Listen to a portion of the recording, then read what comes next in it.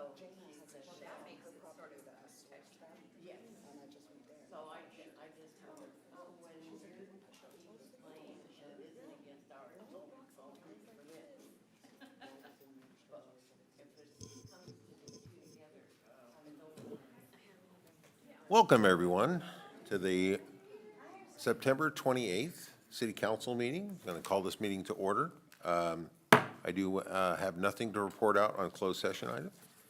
So with that, can I ask Vice Mayor Brett Daniels to lead us in the flag salute? Please rise.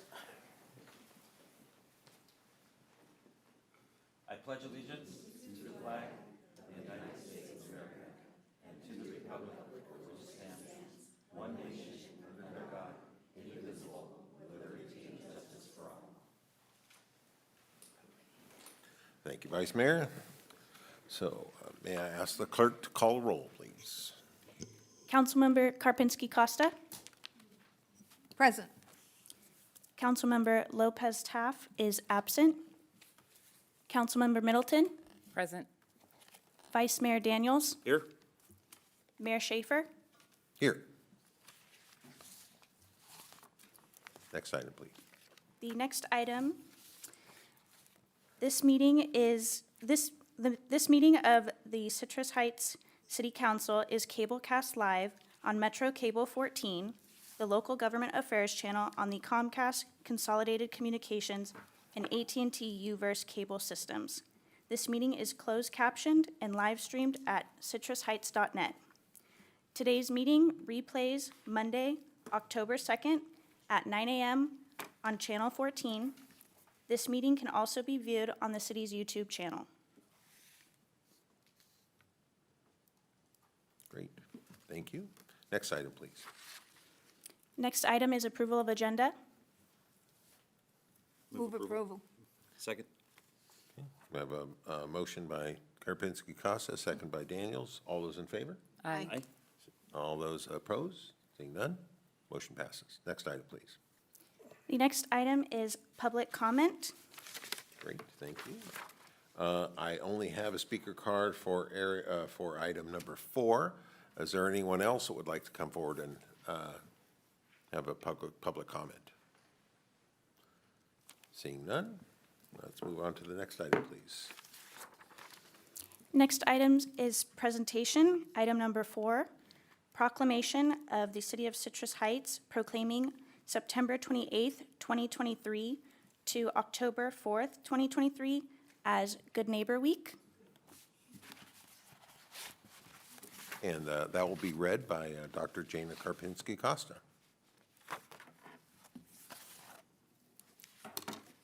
Thank you, Mr. Mayor. I am proud to read this part. Whoa. Stay there. Okay. We have Management Analyst Courtney Riddle to the podium. There you are. And Reach President Natalie Price. Thank you.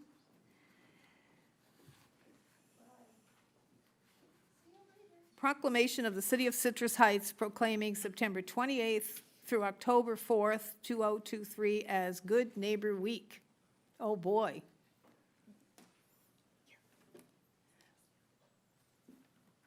You know, I don't know if the camera could catch that, the camera that's on our YouTube channel. Do we need to face it the other direction? Yeah, so that's what I'm thinking. That's impressive, but you don't need to impress us. We're already impressed. There we go. I have a camera at the back of my head this whole time. All right. We'll make it. There we go. There we go. When we take our picture, we'll put that in there too. That's what we're hoping for. Whereas September 28th through October 4th is recognized as Good Neighbor Week, and whereas the City of Citrus Heights recognizes the importance of fostering compassion and respect for our neighbors, and whereas we are mindful that the noblest human concern is concern for others, and whereas understanding, love, and respect build cohesive families and communities, and for most of us, this sense of community is nurtured and expressed in our neighborhoods, where we allow each other to share and feel part of a larger family. And whereas the Residents Empowerment Association of Citrus Heights, REACH, in support of the neighborhood areas, aims to become a more concerned and caring community where Citrus Heights residents live with kindness and concern for their neighbors. And whereas the City of Citrus Heights aims to enhance community vibrancy and engagement. And whereas community connections start with hello, and good neighbor events and activities offer new reasons to say hello. And whereas the City of Citrus Heights encourages all residents to participate in events and activities to establish connections with their neighbors during Citrus Heights Good Neighbors Week. Now therefore be it resolved that the City of Citrus Heights declare the week of September 28th through October 4 as Good Neighbor Week. Good evening, Mayor and Council. Courtney Riddle, Management Analyst with the Economic Development and Community Engagement Department. I just want to take a minute and just acknowledge Natalie Price and her leadership as President of REACH and also as President of Neighborhood Association 10 SOAR for all of the work that she put into bringing this proclamation and Good Neighbor Week to fruition here in our community. I'd also like to say that Natalie and I have had quite a few very good conversations after coming back from NUSA, just excited about what we can do here in the community.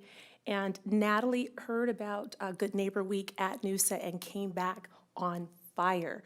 She was just intent on getting this done, and I'm just so excited to support her and support the community this week with the upcoming events. And with that, I'll go ahead and turn the floor over to Natalie. Good evening, Mayor, Vice Mayor, Councilwomen, staff, and neighbors. I learned about a project called Missouri Good Neighbor Week at the Neighborhood USA Conference in El Paso, Texas in June. I was able to go to this event on neighborhood improvement funds, and so I had to improve the neighborhood upon my return. This project was the 2023 Project of the Year for the Neighborhood USA Conference. It was a kindness campaign geared towards being neighborly, participating in events and functions, giving gifts and thank yous, and recognizing good neighbors. Although it started in one small town, it is now statewide, and they are looking for 15,000 acts of kindness this year. In the state of California, in the little city of Citrus Heights, Good Neighbor Week is now here. We have a goal of 500 acts of kindness during Good Neighbor Week. I would like to thank you for recognizing Citrus Heights Good Neighbor Week because community and belonging matter. It is important to mention in the neighborhood well-being class I also took at NUSA. In the 1950s in Roseto, Pennsylvania, it was found that neighborhood well-being could guard against heart disease. The well-being of the neighborhood protected a population of people because they engaged with one another. They had purpose. In the 2000s, a survey said that good neighbors respected privacy and were quiet. In the 2000s, good neighbors were those that left you alone. In COVID, we learned what being left alone looked like. And in May 2023, the US Surgeon General said, loneliness is as deadly as smoking 15 cigarettes a day. Being in community matters for quality of life and for quantity of life. I thank you. Thank you very much. Picture time? Hang on one second. I would like to invite Kathy Morris to the podium. She has a comment on this item, and then we will take pictures. Good evening, Mayor and council members and everybody. I'm just here representing, excuse me, President Bill Shirley, who couldn't make it this evening, and he wants to make sure that you know that the neighborhood associations support REACH and Good Neighbor Week. We support it wholeheartedly. It's a good effort. We appreciate Natalie's efforts and REACH's efforts, and we appreciate the city's participation. We hope this one Good Neighbor Week turns into teaching people to continue to be good neighbors throughout the year. Thank you. before we do pictures, Natalie, can you go back over to the microphone? And explain some of the acts of kindness that you're looking for and the way they can register their good acts? Absolutely. So for those who are lucky enough to be here, there's a QR at the bottom of my giant sign here. For those who are not, just get on Facebook, type in Citrus Heights Good Neighbor Week. Plenty of advertisements will show up. There is a Survey Monkey link. That link is going to let you register not only your act of kindness, but nominate a good neighbor for recognition. So, what are those acts of kindness? First off, engaging opportunities, yard sales, block parties, barbecues, potlucks, family game night, invite the neighbors over, now it's block game night. Then there's small gifts, flowers, cards, cookies, just a token to say thank you. I appreciate you. The lady that's out there sweeping the sidewalk, let's get her recognition. So before we go down, Okay. I would like to ask, are there any other comments from the council?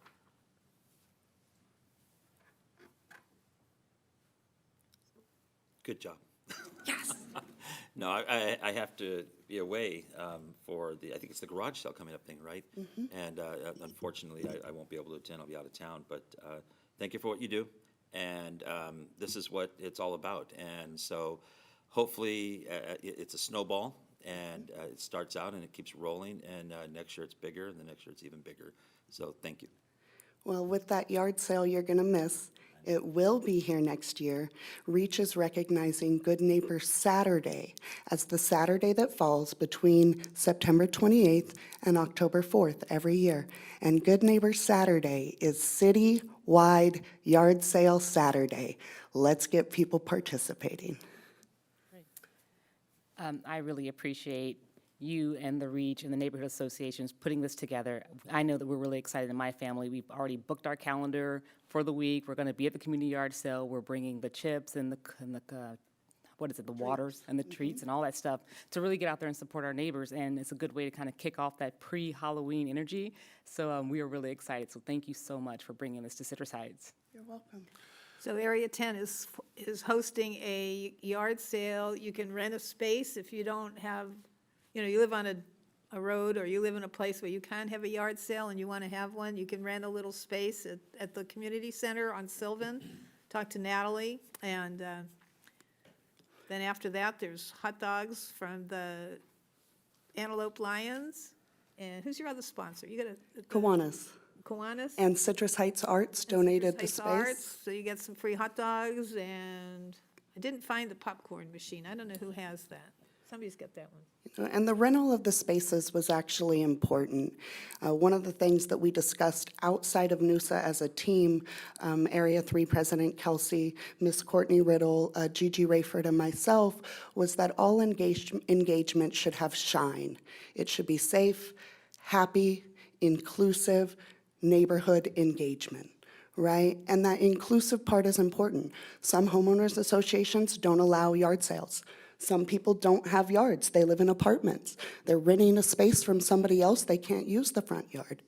So us providing a space was more for the inclusion than the profitability. It's only $20. Okay. So All right, picture time. I have a final comment, okay? I'm sorry. So. That's okay. I'm not sorry, actually. And what I'd say is, Natalie, you have set the bar very high for someone who wants to go to NUSA next year. We will definitely be expecting a lot, and you brought a lot to the party. So thank you so much, Natalie. Did they win the NUSA award? They did. They were the 2023 Project of the Year. Oh, great. Now we can have pictures. Okay, now pictures. And I'd like the neighborhood members to come up for the photograph. It's a we thing, not a me thing. And I'm going to ask you to stand right here, just so I can get good.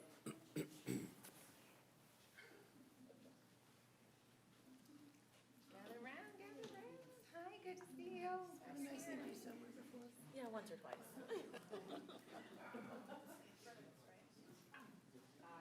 I'm not front and center.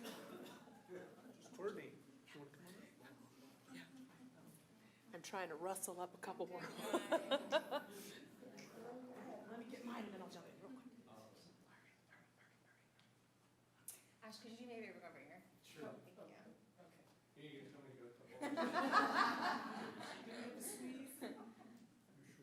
Okay. Everybody say neighbors. Neighbors. Y'all look great.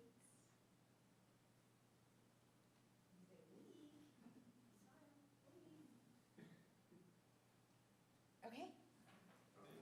Happy Good Neighbor Week.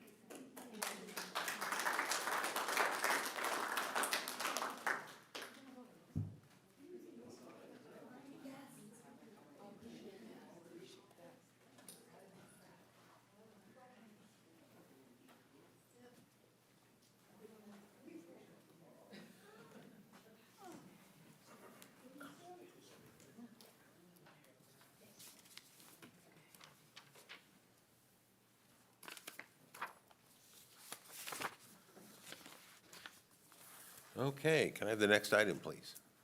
The next item is proclamation of the City of Citrus Heights honoring Leatherby's as a community partner of distinction. All right, so I would like to invite, there you are already? You're already right where you should be?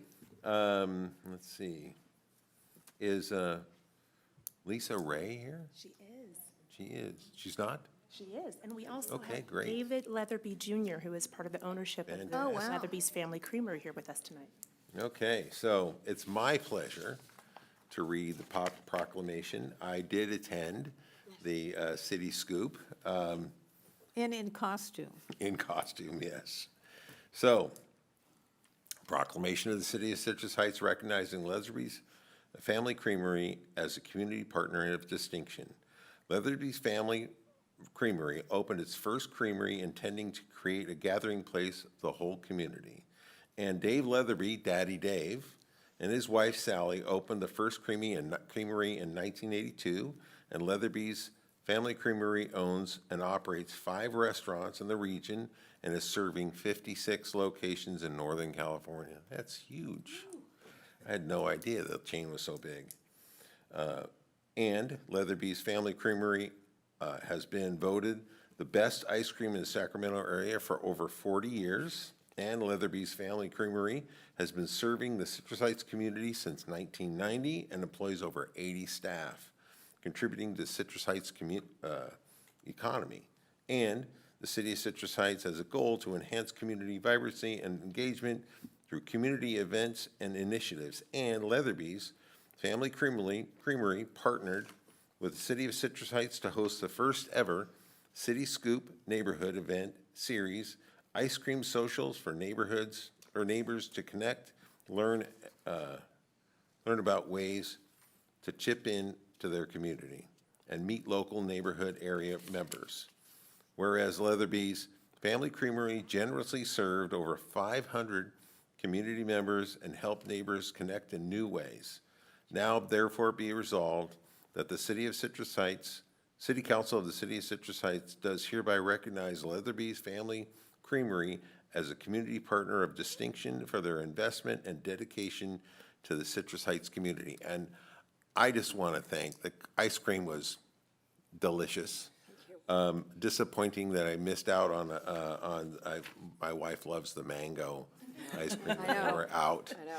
But really, really good, and thank you so much for all of that dedication. So any comments from council? Yes. So for the public's knowledge, in addition to City Scoop, the Leatherby's donated all the ice cream for our ice cream socials that we had at 3 locations over the month and a half. And in addition to the sock hop that they sponsored at their place of business, where Portia, Jane, and I all came dressed in the 1950s. 1950s appropriate. Poodle skirts. Yeah, our little poodle skirts. And just wanted to thank you because it brings community together. What you've done this year is just incredible. People attended. The last one was huge. That's the one we missed because we were at a conference. And so a lot of the council members were at a conference and couldn't attend that third one. But the 2 I went to, they were just, what a great thing you've done for our community. I thank you. Absolutely. You know, ditto. We were very excited. I took my boys to the first two. They loved it. I think my kids and we ate up all the mango. So sorry about that. But we just love the way you guys have, really stepped in and participated and filled that need post-COVID, right? It's been amazing to watch folks come together and talk and laugh. Even on some of the hottest days we had those city scoops, people were still in a very good mood, and it's because they had really great ice cream. So thank you for that. Thank you. Right? We're amongst royalty. And there's a lot of Leatherby's out there, but not everybody has one, and we are blessed. And for me, Leatherby's is not about ice cream, it's about experience. And my soon-to-be 7-year-old, oh my gosh, it's just about her face, when you bring out the clown thing and the cone and just, and she's just in heaven. And, or the Frozen cup, just all that stuff. It's about the experience. And so I'm in that center quite often, and I always love it when I look over and I just see that place packed and with a bunch of kids and stuff like that, or the Little League team after the game or whatever. So please keep doing what you're doing. Don't ever think about leaving us. And yeah, it's about the experience. The ice cream is pretty good too, though. But, thank you so much for what you do. And it's just finally, I can't really add much to to what the other council members have said, but I can say that I had a lot of fun. I had a lot of fun at all the City Scoop events, and I especially had a lot of fun. I was a little embarrassed about the costume I wore, but it was. You look great. It was at amazing. the end of the day, it was great. He had hair. No, I didn't want any He had pictures. hair. I had a really good time, though. It was really fun. So, thank you so much. So, Mayor and Council, I also wanted to point out just a little note here, thanking Leatherby's and thanking specifically their general manager here, Leslie Ray. So I wanted to point out that the connection with Leslie and I and our team came about because Leslie got a copy of this beautifying postcard. And on the back was the save the date for the City Scoop. And because Leslie is a Citrus Heights resident, she called us. And it started a conversation that led to this partnership. And so I just want to thank her for, first of all, calling our department and saying, hey, I got this. What's this City Scoop about? And from there, we started chatting. I met her at the creamery. I had to tell her I had never been. I had actually never been to a I know, that's how I felt too. And she said to me, oh, that can't be. You've got to come down and meet me. And to the point you're making, the family environment, the fact that the Leatherby family is committed to being here and has been here in our community for 30-plus years, Leslie jumped completely into the idea of supporting City Scoop. On top of, I think there had been a little bit of a challenge from you all that we should have some really good ice cream at these events. So having Leatherby step into that space and just be incredible partners with us. Leslie, the entire Leatherby family, her staff that came out to support the events. Again, we recognize that the events took on a different turn and became elevated in the community once folks realized that Leatherby's was a sponsor and a supporter. So for me, as a staff member and working with you, I want to thank you very much for everything that you did. Thank the Leatherby family for allowing her to do this. It's been a wonderful partnership, and we just thank you for your time and everything that you did. It's been great. Well, we're very happy to be here. Yeah, thank you. I really appreciate it. I think it was just a wonderful partnership. I saw this when it did come in the mail, and I thought, I've got to figure this out, and why am I not involved in this? And I think I just started sending emails, like, I got to figure out, and I think that's just been wonderful. I think that you guys are all delightful to work with. It was super easy, and, I think that your team made it so easy. Yeah. Okay. I was just gonna say, you summed up the reason my dad wanted to open Leatherby's, because he wanted to give an experience to people. And he always said, we don't sell ice cream, we're selling an experience. So thank you. And I just wanted to commend Leslie. She's been with us, how many, should I tell them? Go ahead. I think 20. 25. 30, I don't know. 25 More than years. 25 years. She's running the ice cream parlor. She's like the mother there. And she this year gave out 20,000 free Sundays to the school kids for awards and teachers to hand out, things like that. So anyway, I commend her. And thank you all very much. Thank you. Great. Yeah. So can we take a picture? Yes, please do.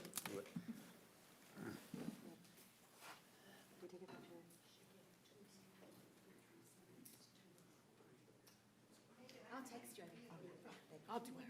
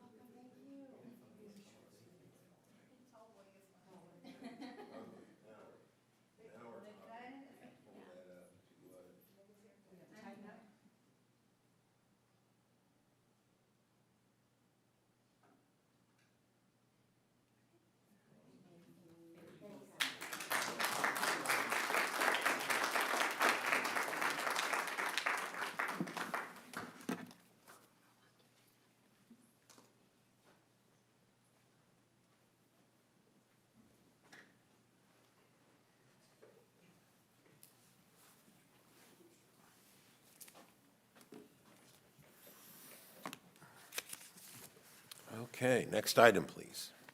Next item is comments by council members and regional board updates. I'd like to start with Councilwoman Portia Middleton, please. Thank you. All right, it was a very interesting week last week. We had our annual conference. I want to first off start off by thanking my colleagues for coming out as I stepped into the role of being our division president, and also And we want to congratulate you on that. Thank you so much. It meant a lot to see you guys there and to show that Citrus Heights is, we're strong and we're out there, we're engaged in our local division. And also, I became the president of our African American caucus, so I am making sure to represent our city very well, and there's a lot of fun things coming down the pipeline.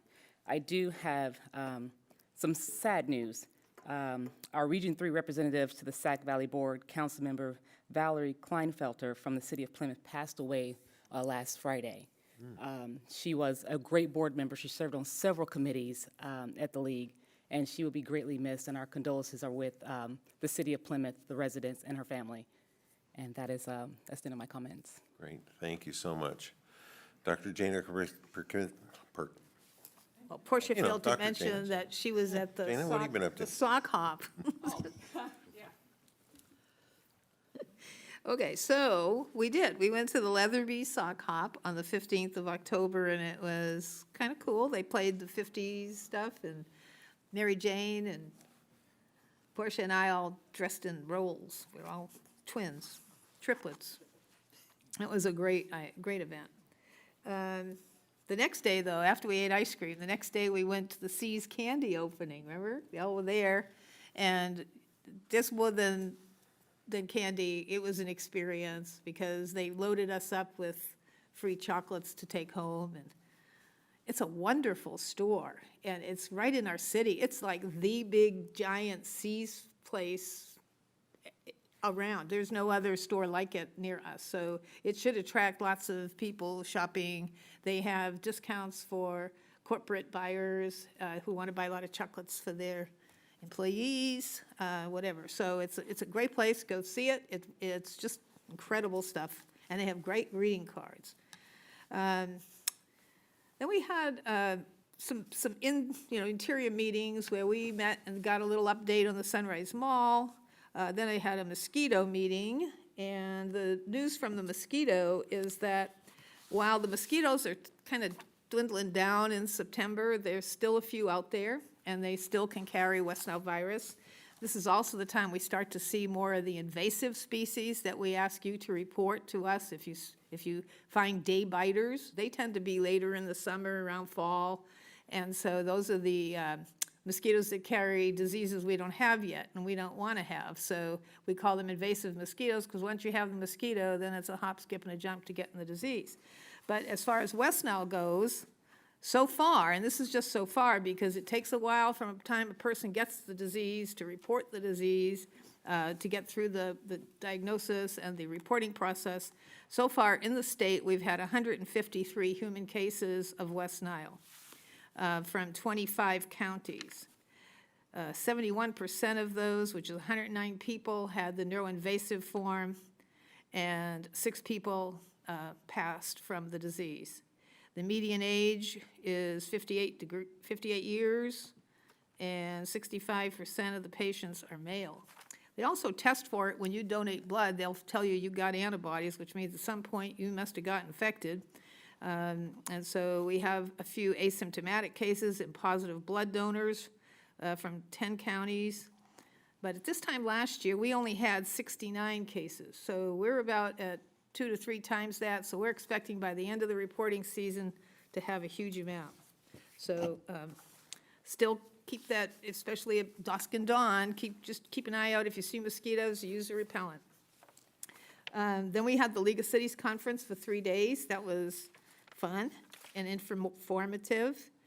Then we had Sunday Fun Day, and that was great to see so much of the community. Boy, this is an event, if you didn't know it was there, where you been? So it's like a great event, and hopefully we'll keep that up. It's now in a better part of the park than it used to be in the old days. It's good. Then we had a SOAR meeting, the Area 10 meetings. The Water District came and gave their update, and they plan to increase some water rates. you will get the latest from the Water District this whole month. If you go to your neighborhood association, they make the presentations at the neighborhood meetings. Then I went to the Sewer District meeting, and the agenda was 2,281 pages long. I read most of it, not all of it, but the main thing is we're building a plant to generate electricity, and so at $179 million, we just kind of approved the CEQA document at this point, the mitigated CEQA, so that we don't disturb the hawks and the wildlife that lives there. For announcements, we have Good Neighbor Week. Blessing of the Animals. This was at Fun Day. I picked up something from the Ascension Lutheran Church on Garden Gate Drive. And on Saturday, September 30 at 10 a.m. is the Blessing of the Animals. You bring your critter to the church and it will be blessed. It's the feast of St. Francis of Assisi, who is the patron saint of critters. And so you may bring your pet there and get blessed. I did that one year. It was kind of cool. And then, you can tell about that Free Rides RT? Get that free ride day? Yeah, October 7th. Yeah, you can tell that one? Okay, you do that one. And other than that, that's my report. All right. So Vice Mayor Daniels, what have you been up to? Okay, a couple things. First, the Leatherby's thing, like everybody's mentioning, what a great time. A lot of fun, way too much ice cream, all that stuff. But if you missed it, it'll be around hopefully again next year. And please come out because it was definitely a lot of fun.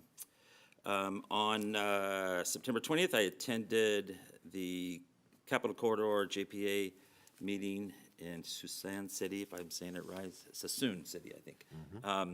Main thing out of that is that continuing funding coming in for the ability to expand the capacity for Amtrak and whatnot to come through Roseville. So that's nice. That's moving forward with funding and getting it done. On September 22nd, I attended the Tile Liquidators grand opening, whatever, arrived at 12 p.m. to find out that I was supposed to be there at 10 a.m. So my apologies to them. Nice people. If you're looking for some tile that's, kind of smaller projects and stuff like that, these are the guys to go see. They're up there on Greenback over by the Popeyes and Burger King up in that area. But they got a nice operation going on, definitely. Next up was on Sunday Fun Day. For me, I think probably the most enjoyable Sunday Fun Day I've ever been to. The weather was absolutely perfect, just absolutely perfect. The crowd was nice and well-behaved, and the food trucks were great. The choices were great. It was just a really, really good event. And if you haven't been, or if you missed this year, please come next year. It'll be even better. And it just a really, really good time. On the 25th, I attended the RT board. As Dr. Jana mentioned, I believe it's October 7th, is free rides on RT. So if you want to get around and go somewhere, jump on October 7th for that experience. The main thing... Even the Smart Ride. Yes, definitely. That's even better. And so... let me see. The main thing out of that meeting was that they completed a fare-free program analysis. That's not a free fare, it's fare-free. There's a little bit of a difference. And they did come to the conclusion that that's not the right thing to do. Currently, passengers only contribute 3.2% of the money that goes towards RT services. And they feel that lowering that into some level of fare-free type program is not the thing to do and would not be sustainable. And I'm very glad to see that because I think people that use the system should actually have to pay for it. And let me see, what's next? Oh boy, let me see if I can talk about this. So on the 27th, was that yesterday? Yeah, yesterday. I attended the 14th annual tribute to fallen soldiers. We lost a soldier here in 2011 from the Army, Kevin Heileman, and this group travels around America paying tribute to fallen soldiers and their families. They do a motorcycle run, torch run, and they came in and held a tribute and honored the family. And I don't know if there was a dry eye there. It was incredibly touching, and it was just a very humbling experience to see that there is such sacrifice to our freedom, and so I want to thank them for that, definitely. And then today I attended the Air Board and received an incredible presentation on current and future uses for hydrogen, especially as they come into play for the push on the electrical grid and wanting everything to be electrified, and every car to be electrified, and everything to be electrified. And I think more and more the realization that that's not reality, that we can't do that. That's just not going to happen. And so hydrogen is a great addition to that push as we hopefully see a more realistic, a more market-based driven effort to move away from fossil fuels, and an alternative to believing that electric is there and can handle all of it. It's not. And so it's a great resource, and hopefully we'll continue to see more and more advancement in that arena. And then for the future stuff, Chamber Lunch is October 10th at 11:30 a.m. at the Citrus Heights Community Center. Please come out. If you have a business, you should be there, definitely, and find out the wonderful things the Chamber can do for you, your business. Very important function for Citrus Heights. We live and die by the sales tax, and so please support Citrus Heights businesses, and if you've got one, please come in and learn how to even better promote it. And then the final thing, I would like to wish my son, United States Marine Corps Corporal Brock Daniels, happy birthday. 23rd birthday today. I'm headed down tomorrow to. I remember when he was born. Remember when who's here? I don't know if, I wish Mary Poole was here or something. He used to crawl around under the seats and stuff. Anyway, I'm headed down to pin him. He is being promoted to E5 on Monday, and I couldn't be more proud of you. That's it. Well, thank you very much, Vice Mayor and the rest of the council members. So I had a SACOG meeting on the 24th or 21st. Among other things, we did we looked at emergency preparedness and how we could use public transit for evacuations should that become necessary. It was really interesting because there were some profiles looking back at Hurricane Katrina back in the day where they were trying to get people out, yet they had parking lots and parking lots full of school buses that they had no access to. So hopefully we're moving forward in kind of identifying how we can. There was a question about can we use rail to light rail for evacuations, and that's a really interesting idea. That has its own challenges because light rail isn't certainly as mobile as buses are. But we also approved the Green Means Go grant submittal, and we look forward to the outcome of that. And we had various other housekeeping items. So those are the two big action items for that particular meeting. I also attended Sunday Fun Day. Great event. As I was sitting there with several other families having a bite to eat, a young man who had just recently moved to Citrus Heights and heard about Sunday Fun Day, he asked me, "Well, why are you guys doing this? What's the occasion? And I said, "This is community development. This is community, bringing the community together." And he said, "That's really cool. Never really thought about it that way." So it was really, really cool feedback from him. But it was a very well-attended event. I had my granddaughter. She had a great time. We especially liked the display for the police dogs. She really, really liked that a lot. So with that, I think that's all I had for now. Can I say something? Yes. I just wanted to thank fellow council members and make the public aware that we all can't go to everything and I want to thank my fellow council members for going to some of the things, especially you that gets to go to stuff that I don't get to go to because it's, either conflicts or busy. And it's really good that we kind of all show up at something so that we represent the city And then, of course, when we're all together at the same event, that's fun too. Okay, thank you. So I think that wraps that up. So what's the next item, please? The next item is consent calendar, items 6 and 7. Move approval? Second? Move approval by Daniel, second by Middleton. All those in favor? Aye. Aye. All those opposed? Seeing none, motion passes. Next item, please. Next item is regular calendar. Item 8, final acceptance and notice of completion for the 2022 residential street resurfacing project and the 2021 Greenback Lane Complete Streets Improvements Project. Good evening, Mayor and Council. I'm Leslie Bloomquist, your city engineer, here to give you a brief update on 2 recently completed capital improvement projects. These 2 projects are the residential street resurfacing and the Greenback Lane Complete Streets project. Starting with the residential street resurfacing project, this constructed back in August of 2022. The final cost for the construction was just over $2.9 million and came in under budget by $75,000. It was funded with 4 different funding sources: SB1 Road Maintenance Rehabilitation Funds, CDBG funds, stormwater, and Sacramento County will be contributing a little over $227,000 towards their fair share for Wachtel Way, which is split jurisdiction.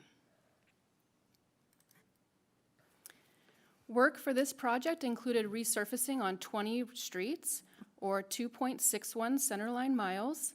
Here you see pictures of both a grind and overlay application on the 2 pictures on the right, and a microsurface application for the 2 pictures on the left. The project also included installation of 33 ADA compliant curb ramps, 4,800 square feet of sidewalk, and 200 linear feet of curb and gutter replacement. We also replaced about 750 linear feet of storm drain pipe underneath the roadways. We wanted to make sure those were in good condition before we resurfaced the roadway on top. After we resurface roadways, we always looked at ways to improve traffic safety, and we did that on both Wachtel and Verner Avenue. On Wachtel, we installed buffered bike lanes and green conflict markings at the areas where vehicles and bicyclists cross, as well as narrowed travel lanes to increase safety for bicyclists as well as the vehicles. On Verner Avenue, we actually did some minor roadway widening in order to provide the additional width to accommodate bike lanes there to provide that separated space, while also narrowing the travel lanes to help with vehicular speed and providing that edge stripe so that people know where the roadway edge is on this roadway. I've included a little snapshot of some compliments that we got from some bicyclists that were riding down Wachtel after we installed the new bike lanes. The next project is the Greenback Lane Complete Streets project. This began back in March of 2022 and came in just under $2.9 million and under budget by over $188,000. We did put together 8 different funding sources to complete this project, including SB1 Road Maintenance, Measure A Traffic Safety and Measure A Capital Funds, roadway impact fees, gas tax, CDBG, stormwater, utility funds. And because Fair Oaks Boulevard is also shared with the city and Sacramento County, they'll be contributing over $500,000 for their fair share of the improvements as well. This project included resurfacing of Greenback between Sunrise and Fair Oaks Boulevard. It also included 10 ADA compliant curb ramps and over 600 linear feet of storm drain upgrades and replacements on Greenback. It also included bicycle and pedestrian safety upgrades at the intersection of Greenback and Fair Oaks Boulevard. We removed those painted islands that were there and installed bulb outs, reducing the crossing distance and providing that enhancement. It also upgraded the 3 intersections on Greenback to video detection, hoping to maintain our pavement for longer. And it upgraded and included the yellow reflective backplates at all vehicular signal heads at both the Fair Oaks and Arcadia intersection. It also included new CCTV traffic monitoring cameras at Fair Oaks and Arcadia for ongoing operational improvements. One of the bigger items of work was replacement of a 36-inch storm drain line across Fair Oaks Boulevard, just north of Greenback. This was half city, half county, and so this is part of the funds that the Sac County will be contributing towards, was this replacement. Those are the two items for you tonight for your consideration, which is to accept each project as complete and authorize the city engineer to record a notice of completion and release the final retention. Great, thank you. Are there any questions from council members? Comments? Dr. Gina? Yeah, so of the 20 residential streets, 12 are courts. And this is like, we got to be running out of courts. We've been paving courts and paving courts and paving courts where 5 people live instead of most of the city, and whereas the rest of the streets that we all travel on are not getting paved. But my question is, you said you saved $75,000. I was reading this little line, and I'm sorry I didn't call you ahead of time, because I really had this question. It says, after paving several project cul-de-sacs, minor defects were found in the final paving surface. So initially, the city requested a work plan to correct for the deficiencies. However, after further inspection and evaluation of the public impact the proposed work plan was expected to have, it was agreed instead you just kind of took a deduction in the contract. So what kind of defects? Is it like dips, and what are the defects that these guys left behind? Yeah, what started to happen was after we repaved the cul-de-sacs, because of the way you have to pave on those roadways, some of the minor aggregates on the top layer of that started to unravel. So we talked to the contractor about it, we did coring samples, and we came up with a work plan on how to repair it. But the proposed work plan was to come back and slurry seal the top of that road to put those aggregates back on top.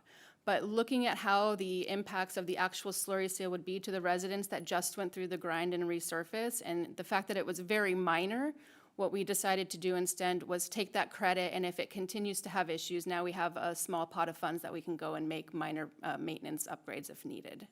We don't anticipate that it will be needed, but just in case, we did get that credit from the contractor. Well, I hope that the next time we take bids, that we take that company and kind of put them at the bottom of the stack for doing shabby work. Okay. Any, Just real quick, I'm so happy to see this done. I wish we were doing more. You know, that's all about money, though. We've got to have more money to do more. But I do hope that the public realizes that it costs a lot of money to get this stuff done.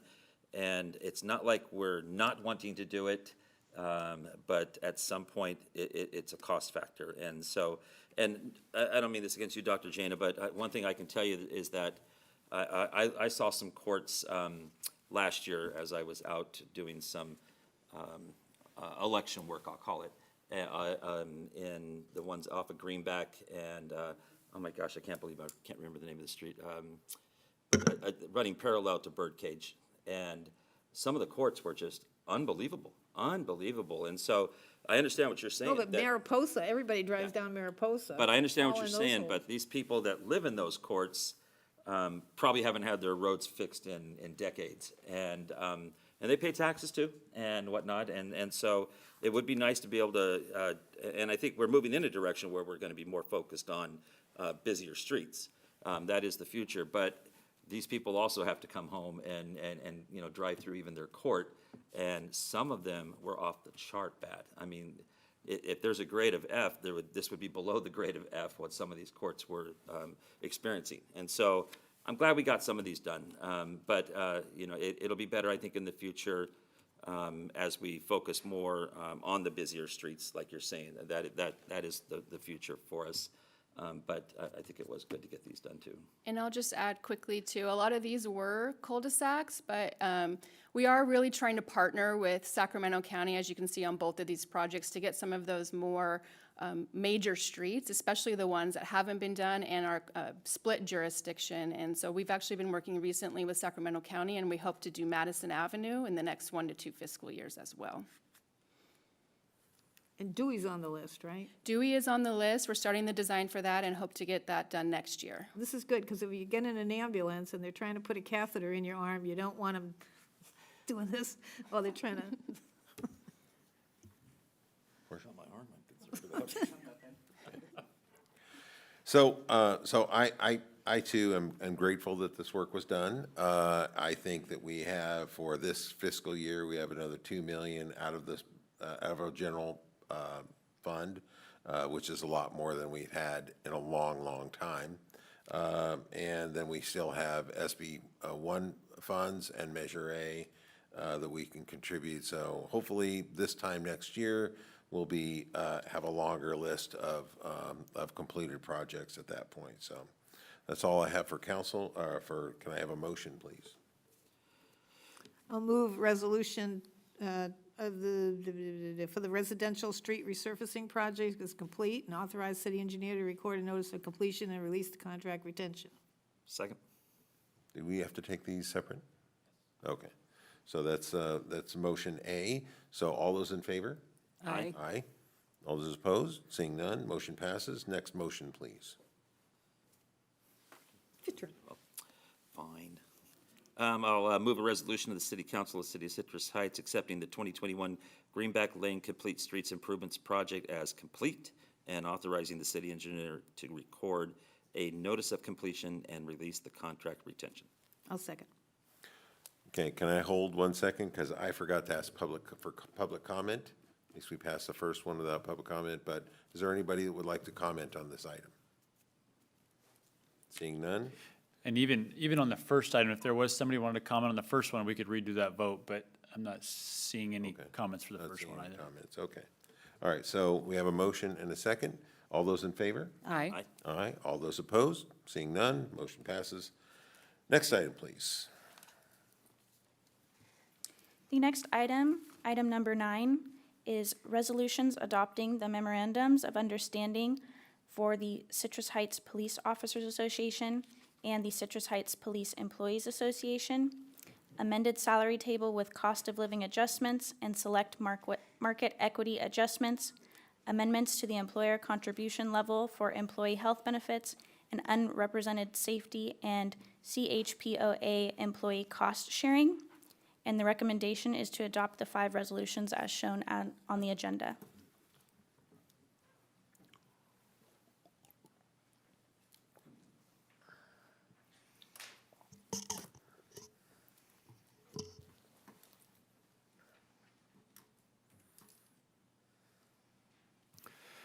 Well, good evening, Mr. Mayor, Vice Mayor, members of City Council, Ash Finney, your city manager. I just wanted to make a few opening comments about this item. One of the things that informed all those recommendations on the resolutions that are before you for consideration is we did a compensation study. And the city policy is a compensation study should be done no less than every 5 years. So it means that somewhere between 0 and 5, you should be doing a compensation study. The last one that was done was 2017. So it'd been some time. And during that period of time, there hadn't been a lot of actions relative to keeping up with compensation within our comparable agencies in our regional marketplace. There had been some with the Police Employees Association and the Police Officers Association, and there'd been some limited action relative to our unrepresented groups. But one of the things the compensation study confirmed is we had fallen well behind our other regional agencies relative to total compensation. And the team will explain that further as part of this presentation. But we've gotten a lot done as a team, a lot of things we're proud of that are being executed here at the city, but over the course of the last year and a half, last couple years, we've had a lot of retention and recruitment challenges. I know the council's familiar with that. You've seen the notices as we've lost key team members to other agencies. And one of the things that we have heard from them and some of the candid feedback from their exit interviews is that market competitiveness is an issue. And they have been leaving for compensation reasons. And so this study confirmed that challenge is real. And then the other thing I'd say about being relevant in your marketplace is you want to do that. You want to do that because from a fiscal responsibility standpoint, it costs a lot of money every time you have somebody leave. You have to go through all those recruitment, background, hiring, and then, so take for instance a police officer that has a lot of institutional knowledge. that's been on the job 5, 6, 7 years, they're trained and they're out there on patrol. They're executing their work at a very high level. It takes a long time to grow a police officer. We were having a very hard time getting any laterals, so all of our officers that we're replacing, those experienced officers, had to go through a police academy, that they're paid to go through the academy. We pay for the academy. Then they have to spend another 6 months at minimum with a field training officer, so they're paired up, and that field training officer is committed to training that police officer. So it's a year, at least, from the time we hire, before someone's able to be really fully effective, if How long you is will, academy in training? that job. How 6 long? months. 6 months? 6 months. So it's a year from hire to graduation from field training until they're able to patrol on their own. So there's a lot of costs associated with that. And if we get into the cycle of training and then having them go to other agencies, that's a huge cost over time. So that's just one example. Plus, in our other positions, engineering, across the whole organization, you lose institutional knowledge on those big street projects.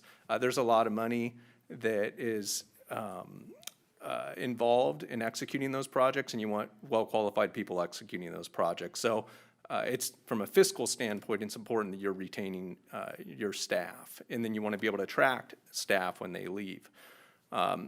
Historically, City of Citrus Heights has always strived to be at the midpoint in the marketplace relative to our comparable agencies. And the team will talk about what those comparable agencies are. And so that was really kind of the basis that we took relative to this compensation study, is to, if you look at total compensation, what can we do to arrive at the midpoint? And this is for all groups, both represented labor as well as the unrepresented labor. We took the similar approach, and we felt the approach we took was very fiscally responsible. We really strived to look at compensation levels that minimize long-term liabilities relative to pension and so on and so forth. And you'll hear more about that tonight. And then we also want to make sure it's sustainable. When we look at employee compensation, that's not a one-year cost. It's not a one-time cost. It is an ongoing cost. So we wanted to make sure that we can afford what we're doing. And I am pleased to report that all of the recommendations we have before you, we have looked at those in the long-range forecasting model, and we're maintaining healthy reserves while also addressing compensation and continuing to put dollars, general fund dollars, towards those paving improvements that we have talked about previously on an annual ongoing basis. The other thing that you want to do when you do a compensation issue like this, where you're solving for something had been created over time, is you don't want to get there again. You want to stay on track. And so going on a go-forward basis, when we evaluate things like the CPI index and seeing what inflation's doing, looking at what your regional agencies are doing around you, to make sure you're not falling behind. And it's a little bit of how we got here. We didn't do enough of that, and then we're having to pull ourselves out of a hole, if you will. So what we have before you tonight, we feel that fixes that problem, gets us back to the midpoint. We feel like it's a fair and reasonable approach, and we feel like it's a fiscally responsible approach. And if we stay with this in years to come, we won't find ourselves here again. So with that, I just want to thank our team that was involved with this. Susan Talwar, our Administrative Services Director, Macy Dippert, our Human Resources Manager, and then also Cassandra Kanan, one of our management analysts in the police department. Those were our internal staff team members that were involved. And then Patrick Clark with Patrick Clark Consulting was a city hired consultant for the negotiating team that worked with our team to negotiate with our represented labor groups. And I also want to thank the bargaining parties from the other side, from the Police Officers Association and the Police Employees Association. Ultimately, it was a road to get here. Anytime you have a negotiation, there's give and take. But I really appreciate all the work and the efforts of everyone that was involved to get us to where we are tonight. So with that, I'll go ahead and turn it over to Susan and Macy that'll go and lead our presentation. Good evening, thank you. It's nice to be here. Mayor, Vice Mayor, council members, Macy Dippert, like Ash said, I'm the Human Resources Manager. I'm going to go over a little bit on the process and approach and what a total compensation study is. So to first start off, some key terms. Total compensation is not just base salary. It's not your hourly wage. It includes your benefits. So it includes medical, dental, vision, retirement that goes into total compensation, and if there's any education incentive or any other things that's offered by the city to a employee, that is what total compensation is comprised of. So you have your base salary plus any other benefits involved. Bench classification. So what we do is we take bench classifications, which is a majority of the classifications where there's other comparable classifications in the other cities that we compare to. So for example, a associate civil engineer is our benchmark classification. And then we have internal relationships linked to that, meaning that we benchmark and we survey the benchmark classification, and then within the city, if something needs to be changed, linked to that is a senior civil engineer going up the ladder, a principal engineer going up the ladder, and then going down the ladder is a assistant engineer, and so on. So we surveyed the benchmark classifications, and that's standard to a total compensation study. And then we also looked at those that are linked to our internal relationship spreadsheet, and if we needed any changes, updates, or how that was also linked together. And then market equity. What a market equity is once we put all this together and we look at the medical cost and where we're at in the market, and if we are below median, like the city manager was just describing, that is a market equity to bring them up to median, so we stay at that midpoint for a competitive recruitment purposes for the city of Citrus Heights. So kind of our approach to this is a threefold approach, like I talked about. We go out to our labor markets, our comparable cities, and I'll tell you what those were in just a minute. And then we also need a minimum of 5 comparable classifications. So like my example with the associate civil engineer in, let's say, for example, the city of Rancho Cordova, they might have the same title, they might not. What it's based on is job duties and what they do in that city. It's based on who they report to, their level of responsibility, the education needed in that class. So a lot of work goes into making sure we pick the right comparable class for that benchmark classification. And again, we need 5 comparable classes to have good data. We did 65 classifications were identified. We reviewed their compensation, including benefits. So we went out to all those cities and we compared all the benefits to the city of Citrus Heights and came up with if we were at median or below median. And then, like I said, we saw for market median in that. The local markets that were compared to, so City of Davis, City of Folsom, City of Rancho Cordova, Rockland, West Sacramento, Woodland, and we added the City of Galt. We thought that was a good comparable city based on population size, the types of services provided by the City of Galt. So for our unrepresented, or the majority of our unrepresented classes, we use those comparable markets. For our police department, since our police department is pretty standard in all cities need public safety, and we appreciate our police department. So we added Elk Grove, Roseville, the County of Sacramento, and the City of Sacramento to our comparables for our police department classifications. And that was agreed upon in negotiations with our partners of the Police Officers Association and the Police Employees Association.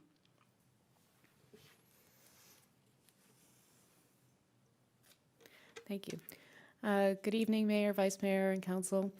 Susan Teller, Administrative Services Director. So we have basically 3 recommended compensation adjustments. These is what the areas that we focused on that allowed us to basically bring all of the classifications up to median. Our first major focus was on medical contribution. We were significantly below market. And when it comes to benefits, you get a one-to-one. So an increase in benefits helped increase total compensation.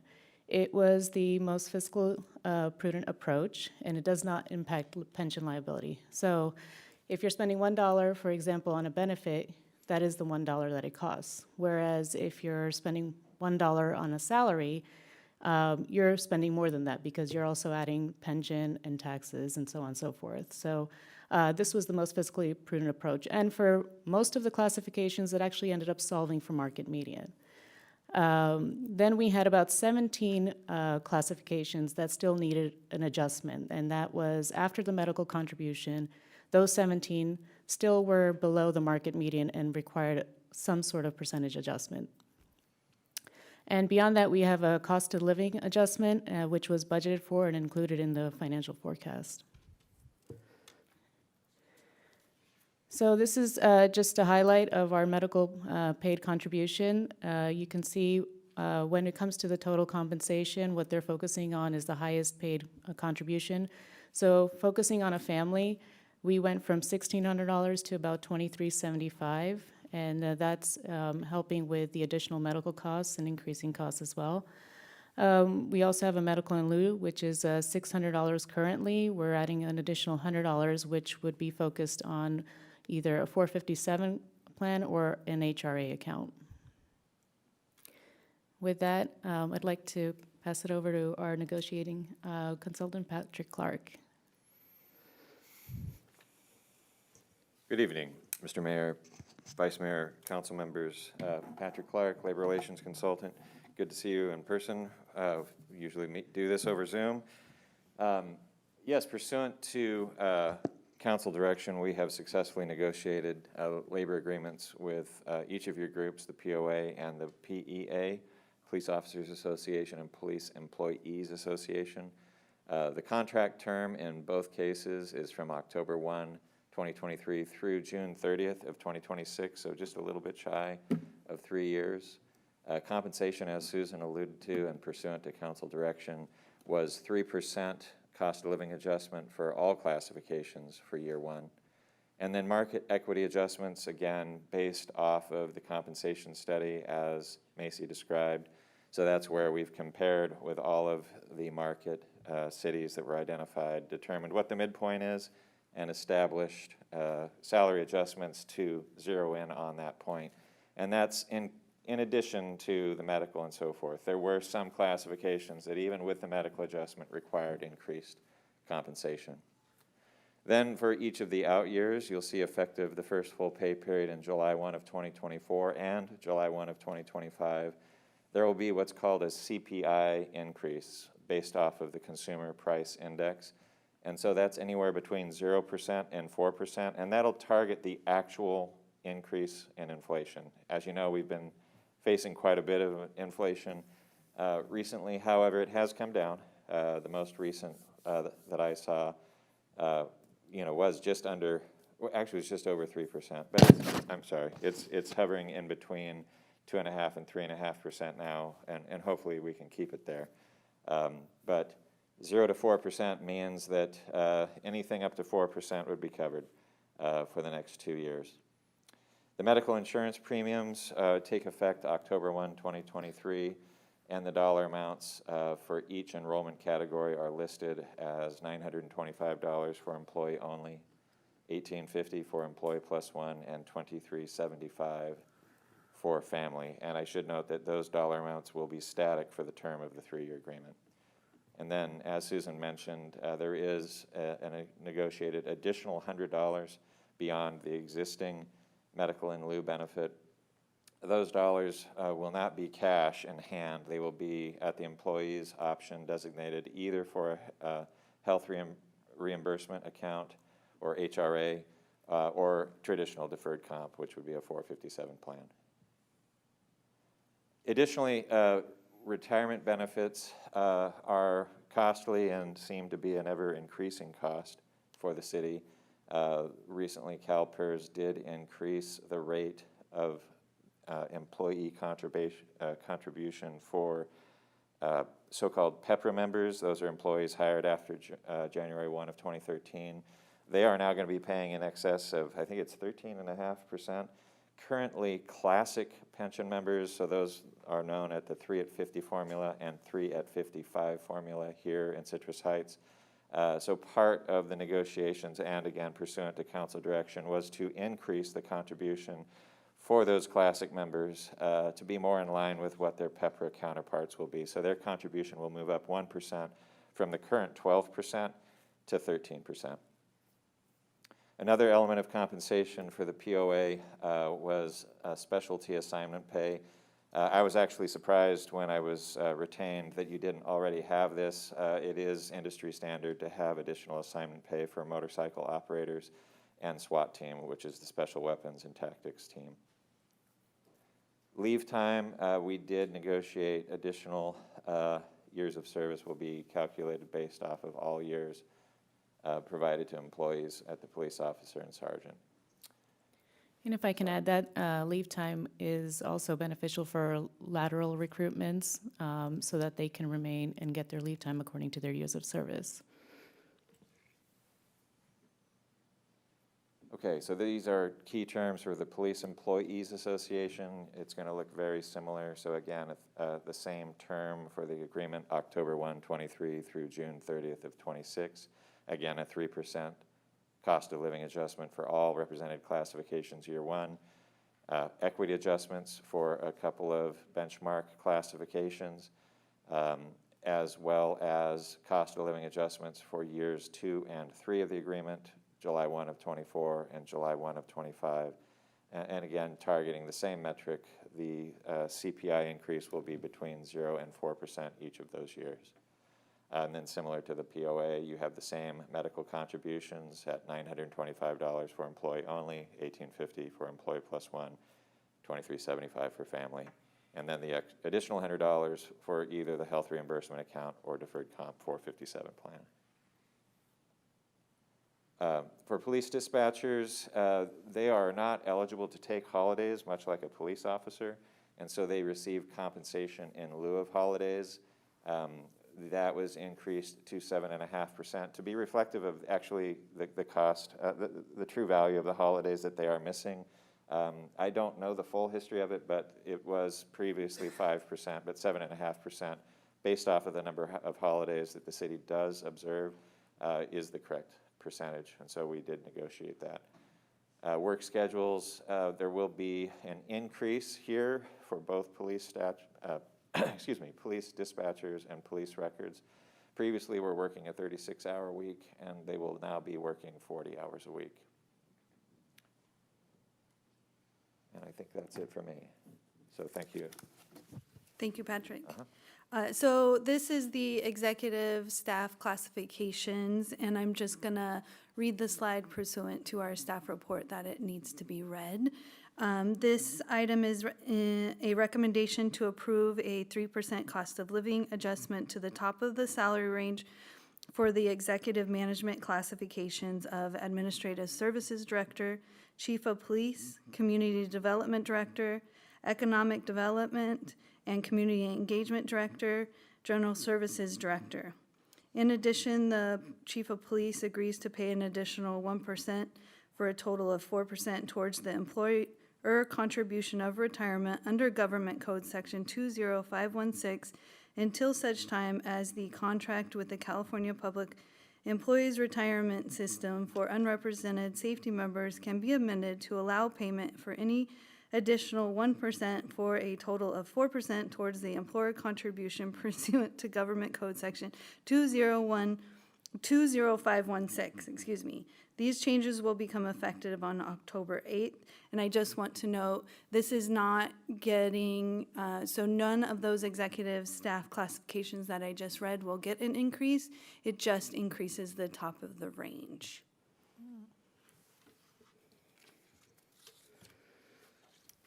Okay, so I wanted to review the fiscal impact of the scenarios that we just mentioned above. The financial forecast has been updated to include the fiscal impact of the recommended adjustments. We are maintaining reserves well above the City Council minimum reserve policy and also above the city manager's reserve policy, recommendation. So for fiscal year 23-24, there is no budget adjustment requested to implement the compensation adjustments and MOUs. We are projecting a salary savings of and also we have for our unfunded liability payment for CalPERS, we also had a reduction in payment there. So we have a total savings of about 1.77 million, and that's due to largely vacancies in positions that we have. And for fiscal year 24-25, it would be about 2.25 million budget adjustment, and that includes the compensation adjustments impacts and the second year costs for the MOUs. So here in front of you, we do have the financial forecast just to review. After implementing all of the active labor scenarios, just following down the line here, you can see we are well above the city council policy and also the city manager's target reserve. And you can also see that we are still maintaining our street repairs as well.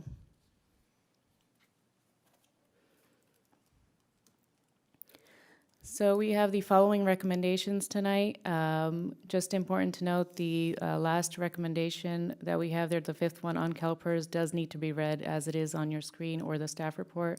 I know the agenda was a little bit different, but just for PERS rules, if you could please read it out that way. Great, thank you. Thank you. Any questions from council members? Clarifying questions for staff? No, seeing none. Are there any public comments? There are no public comments, Mayor. Okay. Are there any public comments from the folks that are present here? Michael Lagomasino, please come to the podium.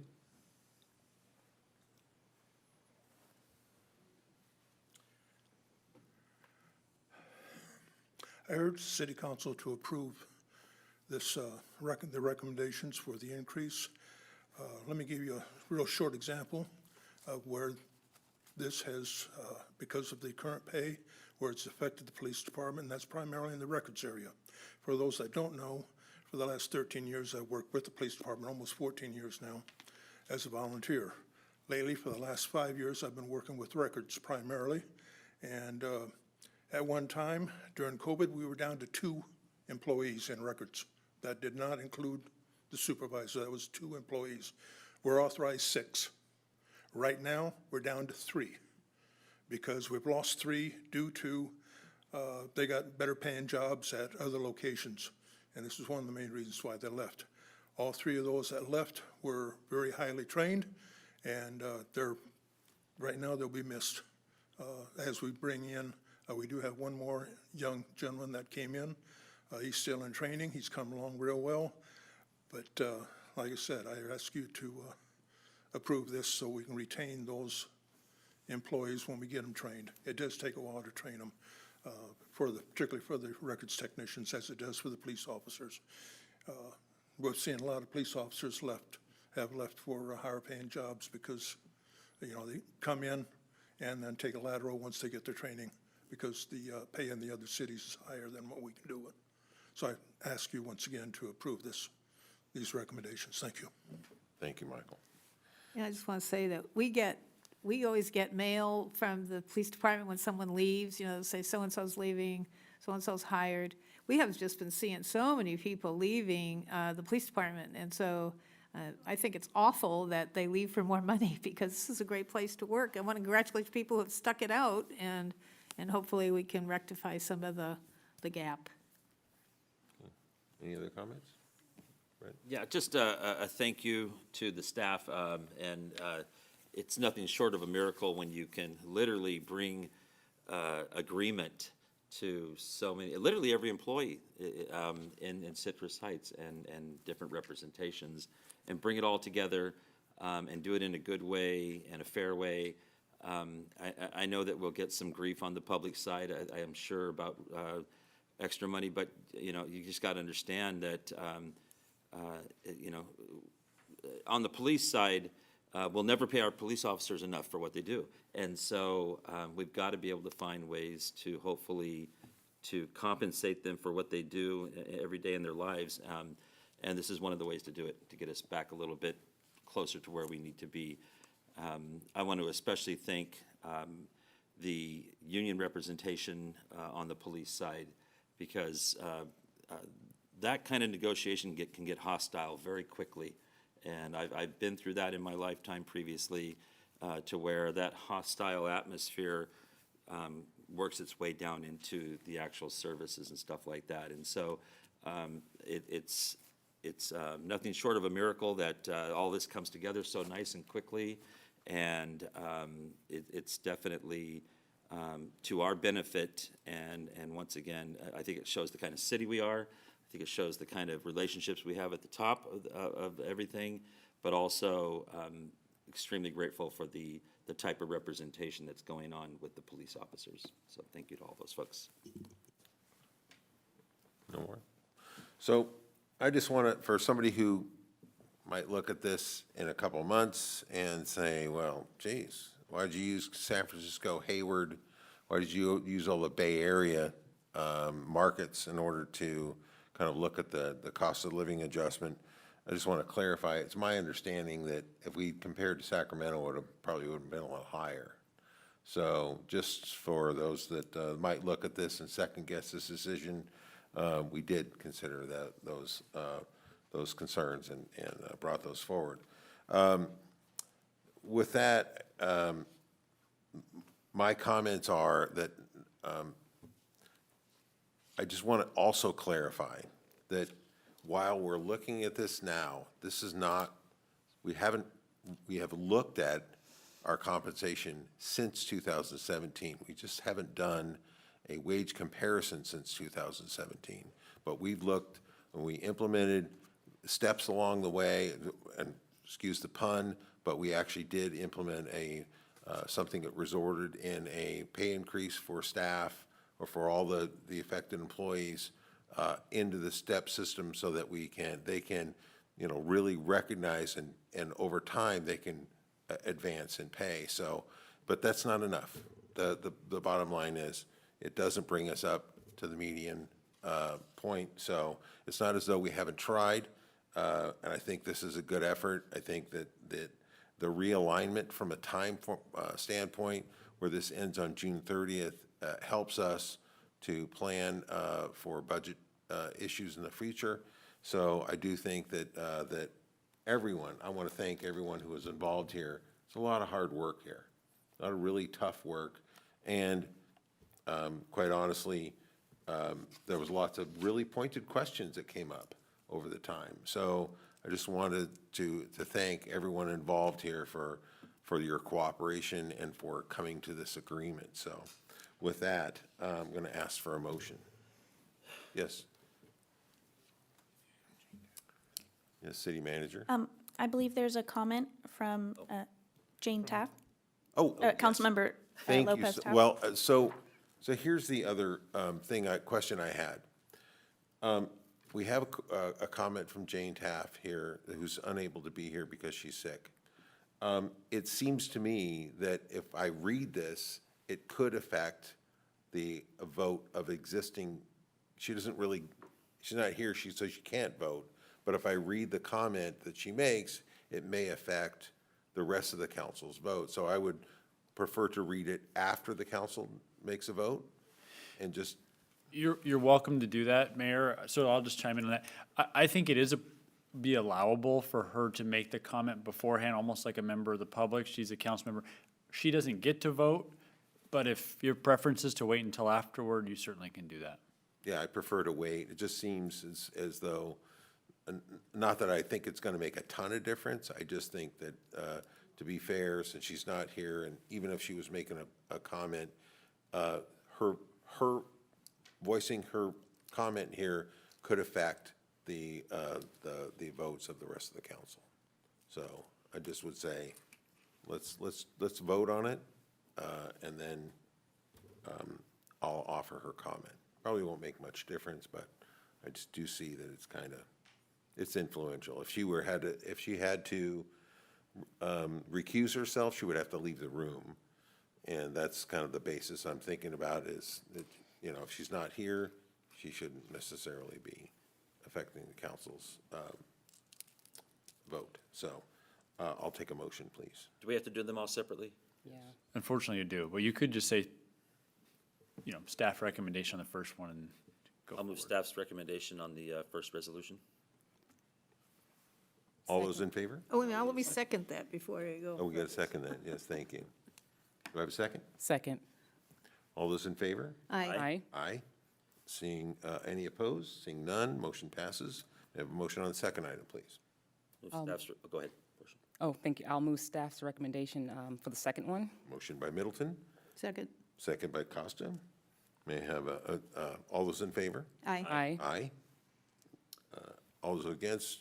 Seeing none. motion Resolution passes. for the third motion, amending the salary table with cost of living adjustments, market equity adjustments. Second? I have a motion by Costa, second by Daniels. All those in favor? Aye. Aye. Aye. All those opposed? Seeing none, motion passes. I'll move the fourth resolution. Do I have a second? Second. Motion by Daniels, second by Costa. All those in favor? Aye. Aye. Aye. None, seeing none opposed, motion passes. We have a motion on the. I'll do the last one. Second? Motion No, by I have to Middleton. read it all the way out. Okay, This is the one we have to read. sure. One you have to read. I move that we adopt a resolution of the City Council of the City of Citrus Heights, California, adopting an agreement with the members of unrepresented safety units for cost sharing pursuant to Government Code Section 20516. Second?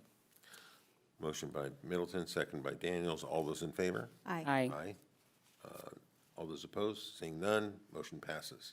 Now I would like to read Jane's comment. Councilmember Lopez Taft's statement on item 9. I am unable to attend the meeting due to illness. However, I did want to share with my council colleagues that I thought we need to hear all of the testimony and deliberations involved with a public hearing to inform my ultimate decision. Based on the information laid out in the staff report and past discussions related to labor issues, I would be inclined to support the approval of this item. Okay, next item, please. The next item is department reports. City Scoop Summer Event Series recap.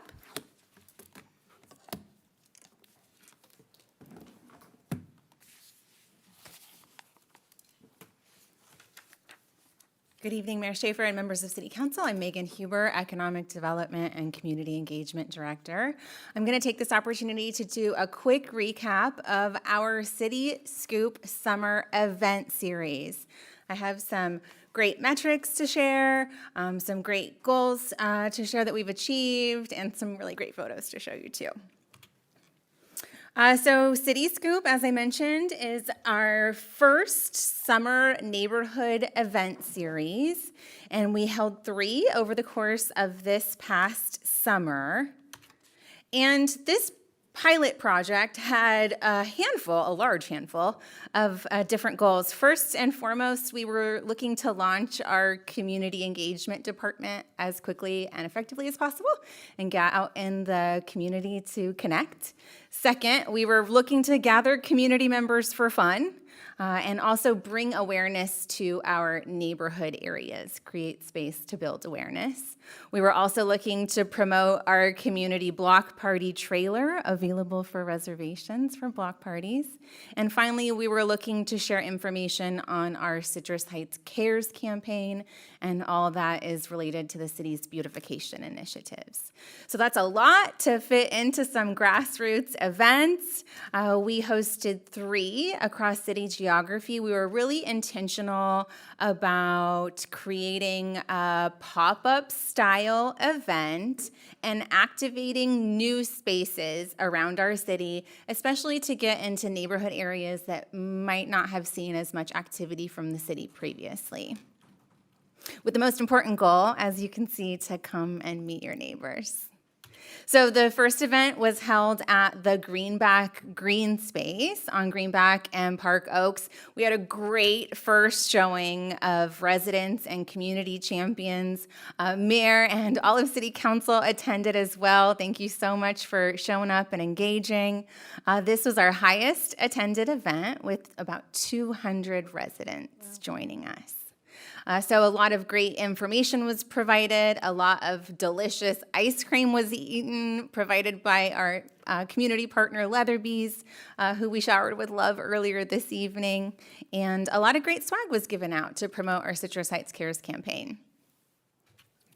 The second City Scoop event was held at Sylvan Community Center. Also a fantastic showing. We estimated that we saw about 150 residents, and we activated our Sylvan Community Center parking lot with games from the community block party trailer. Also a unique offering here because we were in the Auburn area. It was a chance to do some community outreach for our Old Auburn Complete Streets project as well. Finally, our last City Scoop was held on September 20th at Westwood Park. Also a really great showing. All in all, we're pretty sure we saw about 140 residents, which we're really proud of because we know that everyone's pretty busy now in September with back to school and other activities, and our folks still made this a priority, and we were really happy to spend time with them. So I want to conclude by thanking three sets of very important folks. First and foremost, I want to thank our community for coming out and trying something new with us. Thank you to our council members as well for coming out and trying something new with us. I want to make sure one more time to thank Leatherby's, a fantastic community partner. Really grateful to have them as a partner. And then finally, I want to thank our staff team. We have a lean and scrappy crew, and all of those faces in that third part photo that you see are who made these events happen. So I want to make sure to thank Courtney Riddle and Marissa Brown in our Economic Development and Community Engagement Department. I also want to thank Mario Cruz and Aaron France, who rolled out the block party trailer and set up and tear down and troubleshooted event setup surprises like nobody's business. And I want to thank Diane Ebbett-Reilly, who represented our Police Activities League and brought great children's activities to help keep them engaged once they ate their ice cream. So that is a summary of our City Scoop Summer Series. It's definitely something that we see creating again in the future. We've heard a lot of great feedback and suggestions from our community, and we're excited to help it evolve for next round.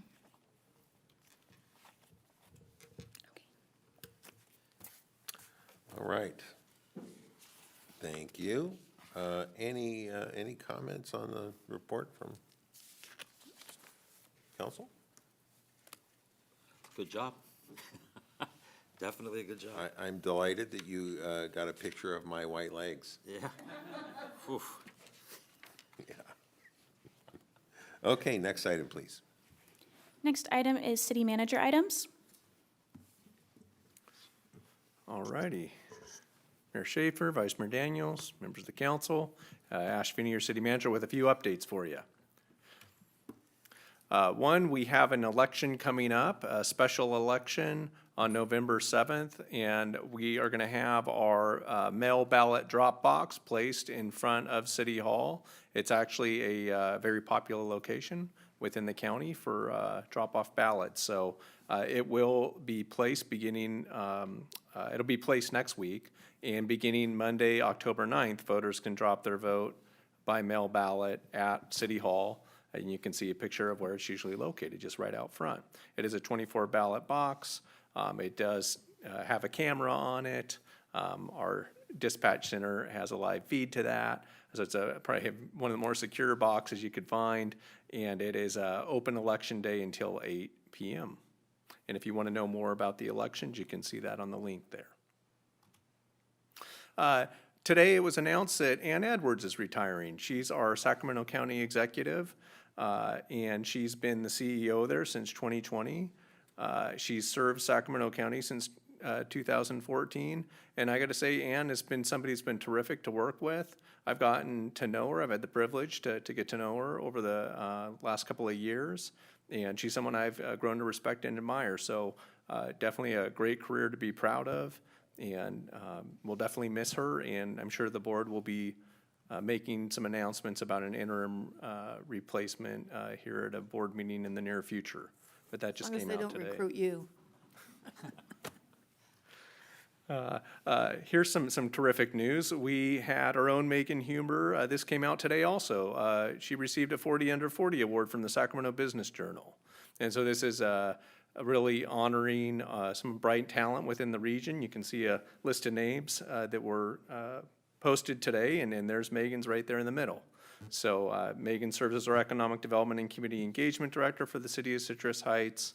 And this is an award that, one of the things to point out that I think is especially special about it is, sometimes this comes from a manager or supervisor, but this nomination came from her peers. And so I think that means especially meaningful, and of course, I'm very supportive of it too, but I wanted to make sure to add What's 40 that. stand for? Is it 40, under 40? The 40 talented shining stars in our Sacramento region that are under 40. Oh, age? Yes. Age? Yes. I normally wouldn't talk about age of employees, but it was posted in the Sacramento Business Journal, so I think I'm okay and safe to do that. Is that correct? Okay, all right, that's good. But definitely something to celebrate, and it shines a good spotlight on the city of Citrus Heights. So wanting to point that out.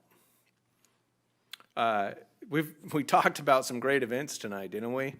Between all the Leatherby sponsorships with the City Scoop, as well as their sock hop. And then we had Sunday Fun Day. That was an absolute blast. Absolutely it was. I had a lot of fun there, and I echo all the compliments and kudos to our team that executed on that event. I know Michelle Sario, Mario Cruz, Regina Cave, and the list keeps going there. So fantastic event, a lot of volunteers that helped participate in that to make that happen as well. Some upcoming events. October is going to be busy, especially the weekend of the 13th and 14th. Mesa Verde, the stadium, it's near complete. They're going to have their ribbon cutting on Friday, October 13th. That's at 3 p.m. And then they're going to have their homecoming game that night at 5 p.m. That will be JV, and then varsities at 7 p.m. So encouraging the community to come out to celebrate that. It is really quite a facility that they built there, and something great for our community. Fall volunteer event at City Hall campus. This is a terrific event that our General Services Department team sponsors and puts together. And this is Saturday, October 14th at 8:30 a.m. And that'll be right here at City Hall. This rotates to different areas within the city. And this year, the tree plantings along Stock Ranch Road, as well as some of the open space across the street from Van Maren Park, are going to get spruced up. So come on out at 8:30 on Saturday, October 14th. Armando on our team will have some great treats for folks that want to come and help out. Great event and a nice way to welcome in the fall. That same day, later on that morning, after you attend the fall volunteer event, go have some fun and cut loose at the Citrus Heights Arts Art Beat Festival at Birdcage. And this is a event that Citrus Heights Arts is putting on, but there was also a city grant and sponsorship with this, and then also Sunrise Marketplace is also a co-sponsor of the event, but it's led by Citrus Heights Arts, and they've got a fantastic festival that is on tap for that day, and it starts at 11 and it runs to 3 o'clock at Birdcage on Sunrise. State of the City. Mayor Schaefer will be delivering the address here at Citrus Heights City Hall on Thursday, October 19th from 6:30 to 7:30. That is a event that's open to the public, and we encourage people to attend. And then in addition to that, the chamber holds a ticketed event, a reception with some hors d'oeuvres and beverages, and that'll also be here. That starts at 5 and runs to 6:30. So don't miss that. Hear about some of the great things that have been happening here in the city. And then finally, rounding out October with the Halloween Parade.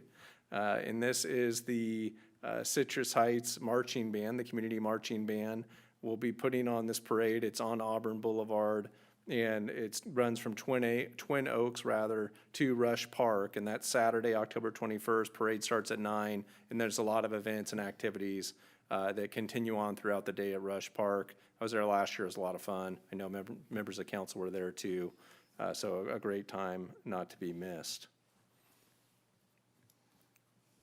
And that concludes my updates. You left one out. I'm sure there's a lot of things happening in the community right now. Free flu shot clinic, Ah, put on by the Sacramento County and the City of Citrus Heights on Tuesday, October 17. Free flu shots from 10 a.m. to 3 p.m. at our community center. All right, very good. So I'd just like to make a comment about that. So the city, State of the City the theme will be community engagement. So with that, One thing, Ken, real quick. I just want to say this, that, we've been hearing about a lot of things that just went on. We're hearing about a lot of things that are kind of come on.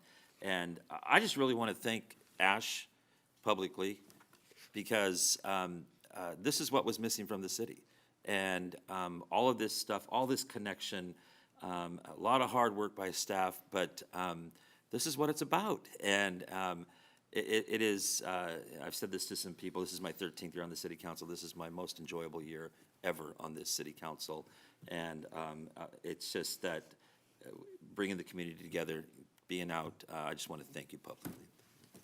thank you, Vice Mayor Daniels. now it's just going to go to his head. Well, I was just gonna say, this is a team here, and they love quality of life for the residents and really genuinely care about what they do, and you're seeing that. So thank you for those compliments, appreciate All it. right, great. Next item, please.